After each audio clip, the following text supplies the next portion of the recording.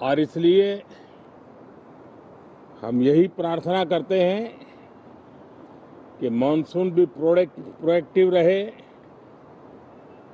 Monsoon सत्र भी productive रहे। साथियों, पिछले एक महीने में देश ने अनेक सिद्धियां प्राप्त की है और देशवासी गर्व से भर जाएं, इस प्रकार की सिद्धियों का सिलसिला चला है। चाहे राष्ट्रीय हो, अंतर्राष्ट्रीय हो और अब तो अंतरिक्ष भी हो, एक प्रकार से भारत के लिए गर्व के पल रहे हैं। पिछले वर्ष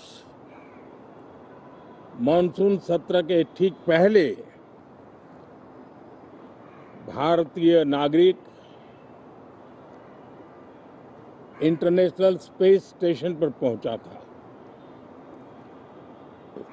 और कल ही परसों भारत का एक युवा स्टार्टअप, उसने बहुत बड़ी सिद्धि प्राप्त की है। विश्व के कम ही देश हैं जहां इस प्रकार से प्राइवेट साहस हुए हैं और भारत के युवाओं ने अंतरिक्ष में नई उड़ान भरी है। बहुत बड़ी सफलता है। और ये जो स्काईरूट स्टार्टअप है, उसमें जो नौजवान काम कर रहे हैं, मुझे बताया गया उनकी पूरी टीम की जो एवरेज एज है वो सिर्फ 28 साल है।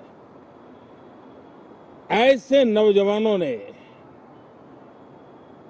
ये काम करके दिखाया है। मैं किसी 56 साल के नौजवान की बात नहीं कर रहा हूं। मैं देश के ये स्टार्टअप ने 28 के एवरेज वाले नौजवानों ने अंतरिक्ष में भारत का झंडा गाड़ दिया है।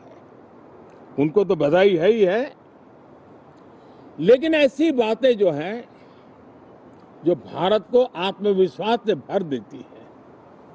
विश्व में भारत का प्रोफाइल सर्वमान्य, सर्वस्वीकृत बनता जाता है। साथियों, ये संयोग नहीं, ये एक संदेश है और बड़ा मजबूत संदेश है कि हमारे देश के युवाओं की क्षमता और उनकी आकांक्षा अंतरिक्ष जितनी असीम है, इससे बड़ा संदेश देश के लिए कोई और प्रेरणा नहीं दे सकता है। साथियों, जो रिफॉर्म एक्सप्रेस पर सवार होकर के आज देश चल पड़ा है, उसी का नतीजा है कि भारत के नौजवान इतना बड़ा साहस कर पाते हैं और सफल भी हो रहे हैं। साथियों, पिछले दिनों राजस्थान में बहुत बड़ी ऑयल रिफाइनरी देश को समर्पित की गई। पिछले कुछ सप्ताह पहले एक सेमीकंडक्टर प्लांट यानी तीसरा देश को समर्पित किया गया।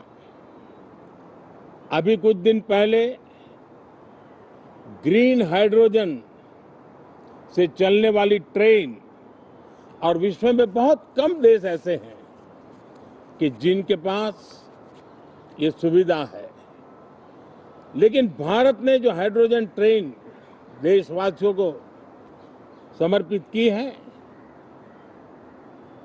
वो सबसे ताकतवर इंजन वाली है और सबसे लंबी है। ये अपने आप में भारत के वैज्ञानिक, भारत के इंजीनियर्स, भारत के इनोवेटर्स भारत के उद्यमी, भारत के श्रमिक, ये जो एक लक्ष्य लेकर के देश के लिए जी रहे हैं, देश के लिए काम कर रहे हैं, उसी का परिणाम है। साथियों, हम भली भांति जानते हैं और पूरी दुनिया चिंतित भी है, लगातार कहीं न कहीं युद्ध की स्थितियां बनती रही है। पश्चिम एशिया के युद्ध के कारण भारत जैसे देश जो एनर्जी के लिए औरों पर डिपेंडेंट है, उनके लिए ये पश्चिम एशिया का युद्ध एक बहुत ही बड़ा संकट का कारण रहा। Petrol, diesel, LPG, fertiliser, chemicals, यानी हर विषय में अनेक बाधाएं, अनेक संकट आए। उसके बावजूद भी भारत 7.7% के ग्रोथ से दुनिया की मेजर इकोनॉमी में सबसे तेज गति से आगे बढ़ने वाला देश बन के रहा। ये भारत के सामर्थ्य का परिचायक है। भारत किस प्रकार से उत्साह और उमंग के साथ नई ऊंचाइयों को पार करना चाहता है, उसकी इसमें एक झलक है। और ऐसे में जब ये मॉनसून सत्र आरंभ हो रहा है, देश ने स्पीड पकड़ ली है और संसद का स्पिरिट उस स्पीड में नई ऊर्जा भर सकता है। सकारात्मक स्पिरिट